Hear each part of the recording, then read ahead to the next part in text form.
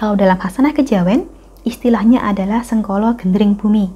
Sengkala ini menjadikan usaha selalu gagal karena tempat yang dipakai adalah tempat keramat, wingit, angker, atau berenergi negatif.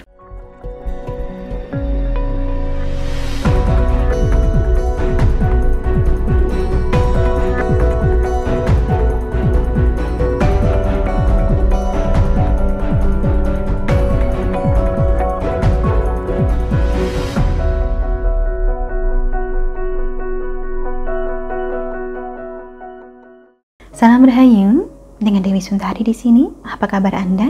Saya doakan semoga selalu sehat dan senantiasa diberikan kemudahan serta kelancaran dimanapun Anda berada. Sebagian dari Anda mungkin masih ingat, beberapa waktu lalu sempat kita bahas tentang beberapa hal yang menyebabkan usaha selalu gagal. Termasuk yang saya sebutkan ketika itu adalah karena kurangnya komitmen, atau juga karena perencanaan yang buruk, karena kita belum menguasai tekniknya, terlalu memaksakan bekerja sendiri, atau malah karena kita terlalu sibuk membandingkan diri dengan keberhasilan orang lain. Di luar penyebab-penyebab ini, tentu saja sering ada penyebab lain yang sifatnya metafisik, tidak kasat mata. Terutama bila Anda merasa gagalnya usaha ini terjadi untuk waktu yang lama. Berkali-kali mencoba, tetap gagal juga. Macam-macam bidang sudah ditekuni, hasilnya tetap nihil. Keluh kesah semacam ini sangat sering saya terima. Bisa dibilang setiap hari ada. Kisahnya kurang lebih sama. Berulang kali mencoba berbagai macam usaha, hasilnya selalu gagal. Apakah mungkin ada selubung energi negatif yang mengelilingi diri kita dan menjadikan semua usaha selalu gagal? Jelas mungkin. Memang biasanya inilah kemungkinan yang paling sering terjadi. Tetapi tidak jarang juga, bukan diri kita yang diliputi oleh selubung energi negatif tersebut, melainkan lokasinya, tempat usahanya. Kalau dalam Hasanah Kejawen, istilahnya adalah sengkolo gendring bumi. Sengkala ini menjadikan usaha selalu gagal karena tempat yang dipakai adalah tempat keramat, wingit, angker, atau berenergi negatif. Jadi sengkala atau nasib buruk ini melekat bukan pada orangnya, bukan pada diri kita, tetapi pada lokasinya. Inilah mengapa memilih lokasi itu penting, tidak boleh gegabah.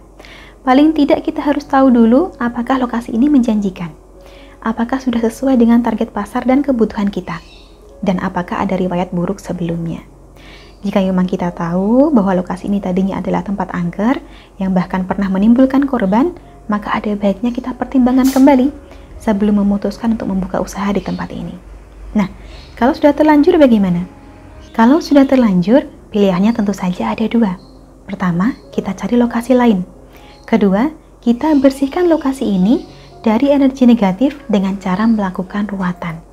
Apa itu ruwatan? Istilah ruwatan berasal dari kata dasar ruwat, yang artinya adalah lepas.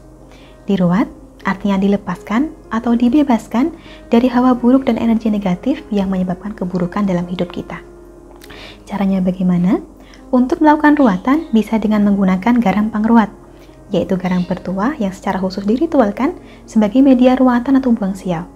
Tidak hanya bisa dipergunakan untuk meruat diri, garam pengruat ini juga bisa dipergunakan untuk meruat suatu lokasi. Jadi nanti garamnya cukup Anda campurkan air, kemudian percikan ke sekeliling tempat yang hendak dibersihkan, sambil membaca doa. Doanya sendiri seperti apa, akan diajarkan lewat panduan tertulis yang disertakan. Bagi Anda yang berminat untuk meruat tempat usahanya dengan garam pengruat, silakan hubungi nomor yang tertera di layar, perkenalkan diri Anda, dan sampaikan keinginan Anda untuk melakukan ruatan tempat usaha. Selanjutnya akan kami bantu sebaik mungkin. Sampai di sini, kurang lebihnya saya cukupkan. Demikianlah yang dapat saya sampaikan seputar gagalnya usaha yang disebabkan hawa buruk lokasinya. Semoga dapat memberikan sedikit pencerahan. Terima kasih banyak telah menyaksikan. Sampai jumpa di kesempatan selanjutnya dan salam Rahayu.